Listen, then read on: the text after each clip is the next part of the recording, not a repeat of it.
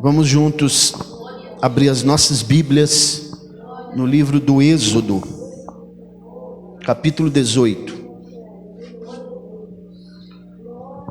versículo 1 em diante.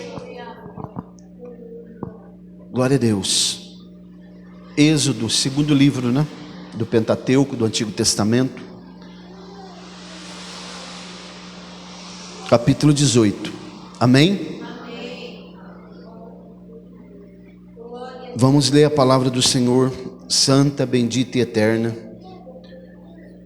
Quando Jetro, o sacerdote de Midian, sogro de Moisés, ouviu tudo que Deus havia feito a Moisés e a Israel, seu povo, e o que o Senhor havia tirado Israel do Egito, então Jetro, sogro de Moisés, tomou Zípora, mulher de Moisés, depois que ele a enviara de volta,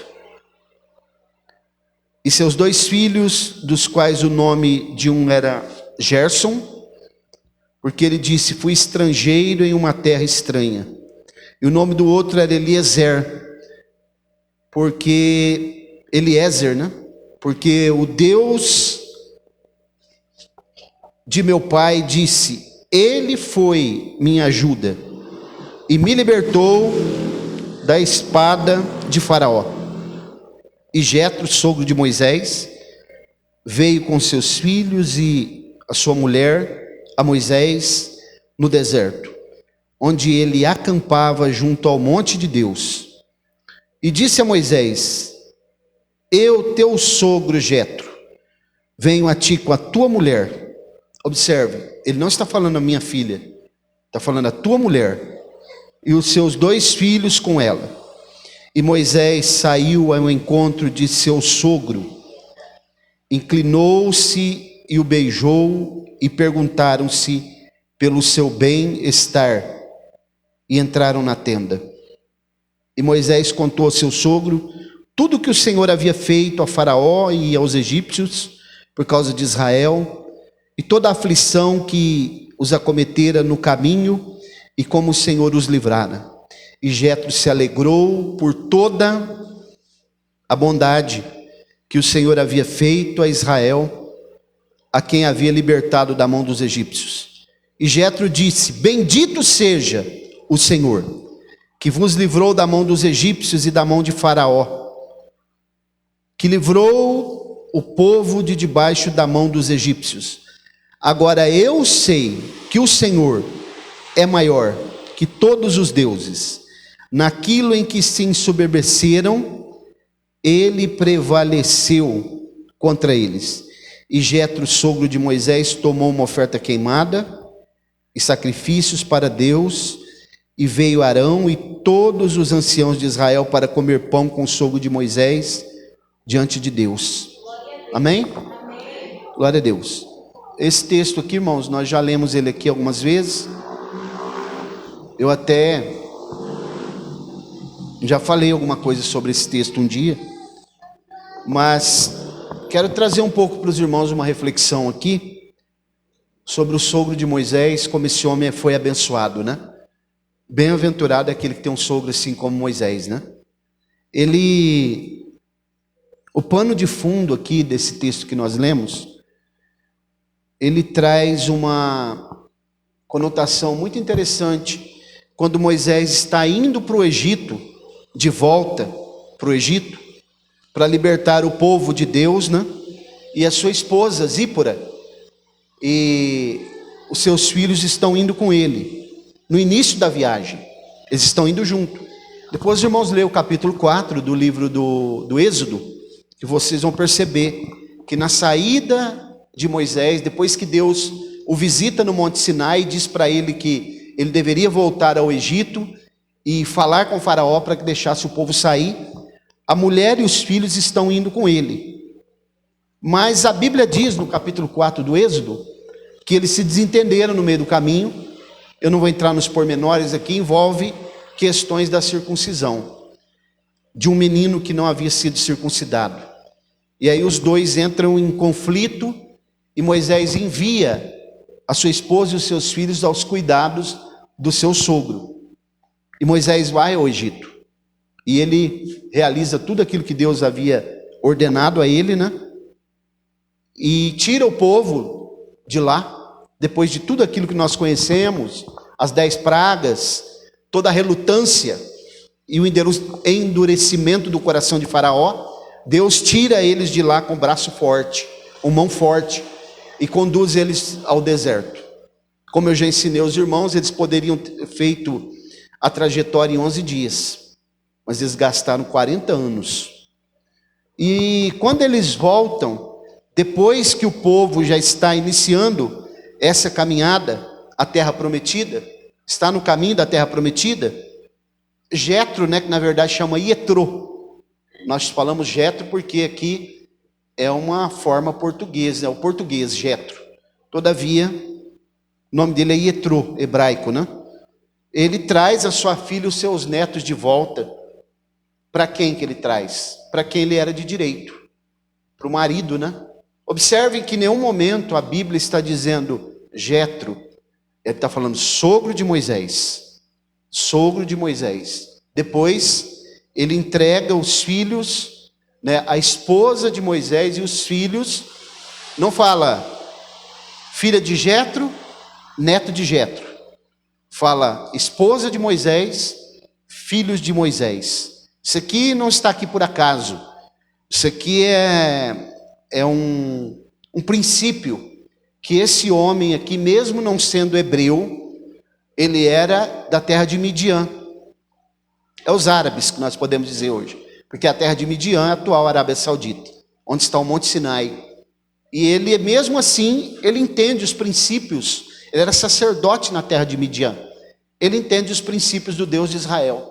Todo aquele, irmãos, que tem um encontro com Deus, ele muda as atitudes, ele muda o conceito, ele muda a maneira de pensar e de se comportar, porque ele entende que agora ele faz parte de um novo reino, ele entende que agora ele tem responsabilidades voltadas para alguém que está no comando da vida dele.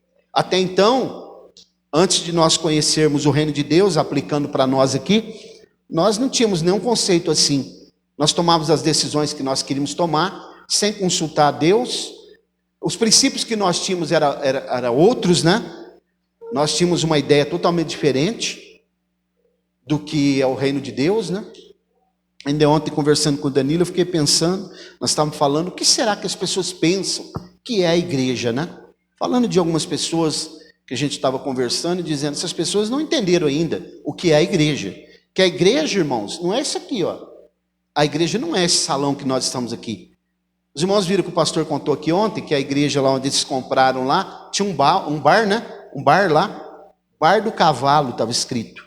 Depois ele olhou e falou, meu Deus, isso aqui é um templo, eu vou comprar para voltar a ser a igreja. A igreja não é isso, irmãos, a igreja somos nós aqui, ó, de modo coletivo. Nós somos o corpo de Cristo, a igreja. E nós precisamos entender isso plenamente. Esse homem aqui no Antigo Testamento não tem igreja, mas a Bíblia trata a congregação do Senhor, o ajuntamento do povo de Deus. Eles estavam congregados. Esse homem entendeu, ele leva de volta a família de Moisés, do capítulo 1, versículo 1 do capítulo 18 até o versículo 5, e é nesse contexto aqui que eu acabei de ler e explicar para os irmãos, que eu quero mostrar para vocês aqui uma prévia de algumas características, pelo menos 3, que tinha nesse homem chamado Jetro, que nós precisamos trazer para a nossa vida também, principalmente se nós temos família. Por isso que eu disse que bom, né, ter um sogro como esse daqui, chamado Jetro. A primeira característica que eu percebi nesse homem, é que esse homem era um homem de bom senso. De bom senso, pastor Mauro? Olha o versículo 6 do capítulo 18. E disse a Moisés, eu, teu sogro Jetro, venho a ti com a tua mulher, os seus 2 filhos. E Moisés saiu ao encontro de seu sogro, inclinou-se, o beijou. Olha o relacionamento cristão, né? Dificilmente isso acontece, um sogro beijar o genro, né? Isso aqui na cultura deles oriental tem muito ainda. respeito, reciprocidade, admiração um pelo outro, né? Tem genro e sogro aí que quer matar um ao outro, né? Eles não têm admiração nenhuma um pelo outro. E perguntaram pelo seu bem-estar e entraram na tenda. Entrar na tenda aqui significa lugar de intimidade. Perguntar pelo bem-estar, sabe o que é? Como se ele dissesse assim: eu te saúdo com a paz do Senhor. Como está a sua vida? Você está passando bem? Isso daqui. E o que eu percebo que antes Moisés não era ninguém. Moisés era apenas o seu genro. E Jetro era o sogro dele. Mas agora não. Moisés agora é o líder do povo. Isso aqui é uma coisa que nós precisamos aprender muito. Separar, né, a família do ministério. Temos que aprender a separar. Um dia um irmão falou para mim: pastor Mauro, como o senhor consegue separar esse negócio de ministério? Quando o senhor vai orientar suas filhas, educar elas, o senhor separa no momento o negócio do pai com o ministério? Porque tem que separar, irmãos. Porque se nós não aprendermos a fazer isso, nós vamos sempre misturar as coisas. Isso não pode ser misturado. Porque uma coisa é eu ser pai da Paola, outra coisa é eu ser o pastor dela. Isso é muito diferente. E ele entendeu isso daqui. Antes não. Moisés era apenas o seu genro. Agora não. Ele é o líder do povo, de uma nação, né? Antes ele podia chegar a Moisés sem nenhuma cerimônia. Agora as coisas mudaram. E Jetro segue o protocolo, irmão Roberto. Vocês perceberam como esse homem tinha bom senso? Ele poderia chegar de qualquer maneira, mas ele entendeu agora a divisa, a hierarquia de Moisés mudou, não é? Um dia conversando com o irmão Everton, o Danilo estava junto, né?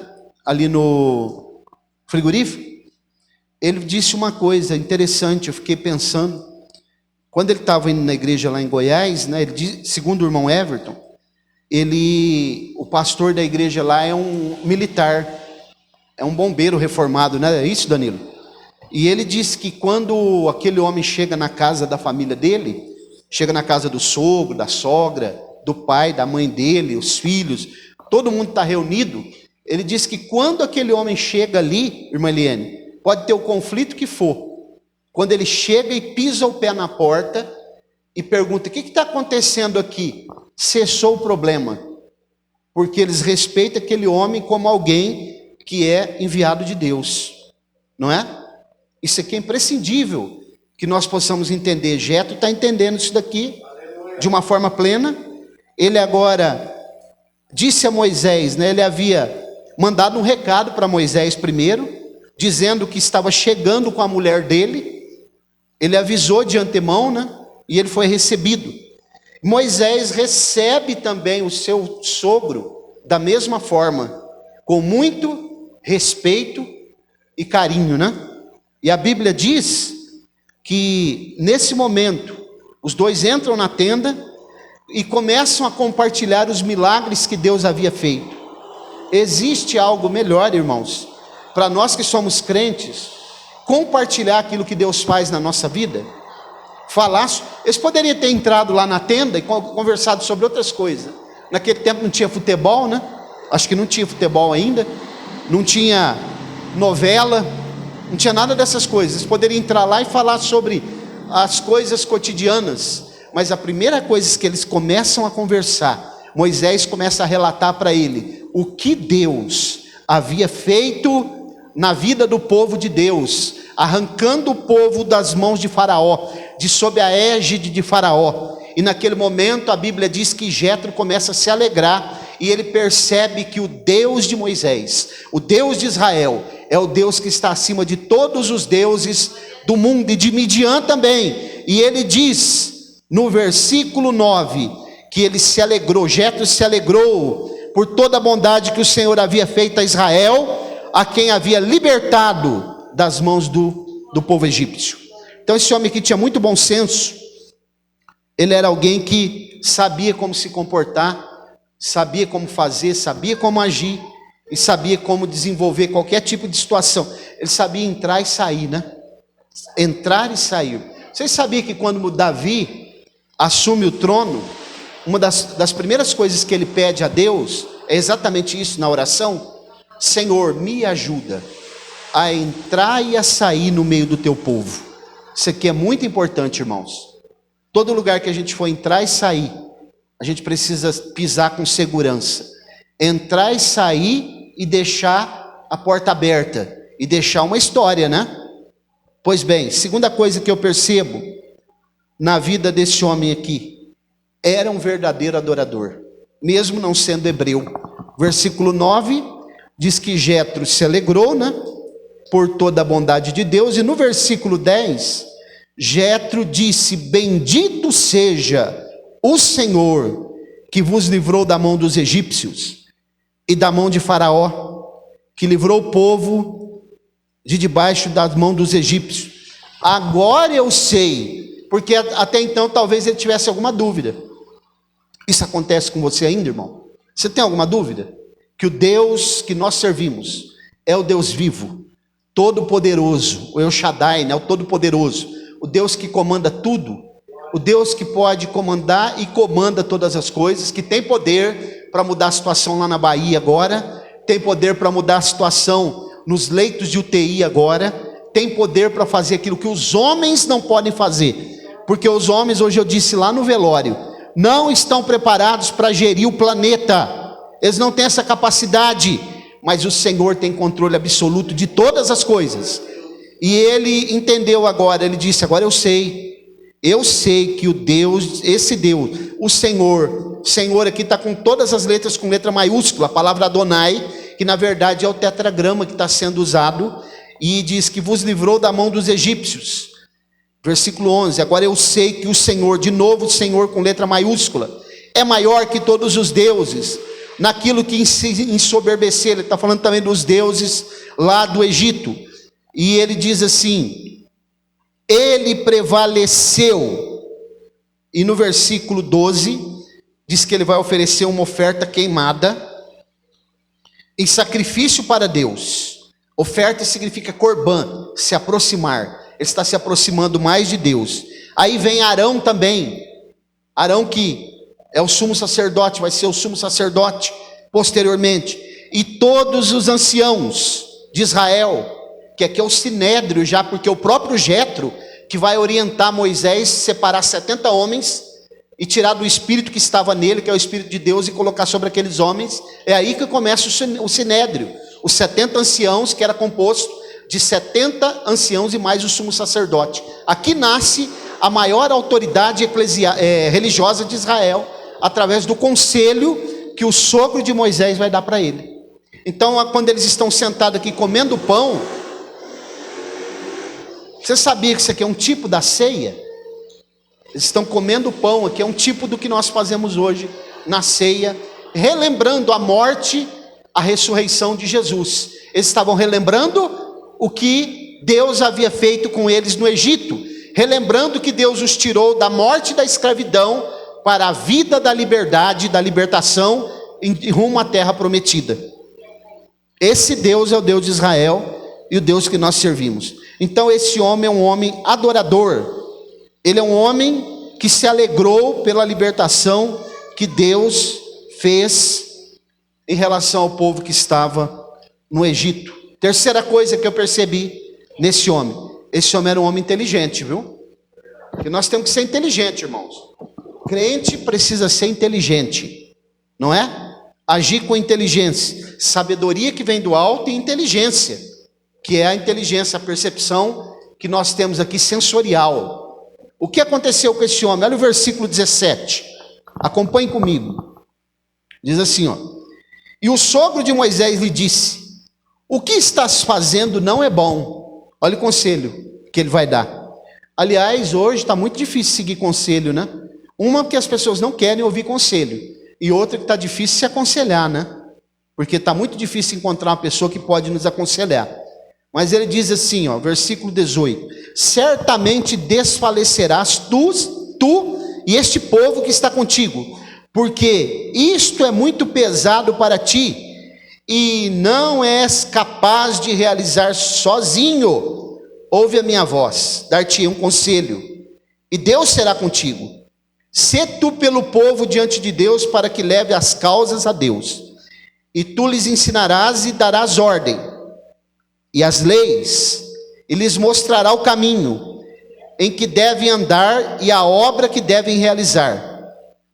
Além disso, tu proverás de todo o povo homens capazes, tementes a Deus, homens de verdade. Homens, não é esses homens que tem aí hoje não, viu, que é mais ou menos. Homens de verdade, homem, né? Homem que verdadeiramente honra a sua estatura. Homem precisa ter estatura de homem, né, irmãos? Homem precisa ser homem mesmo. E ele diz assim, ó: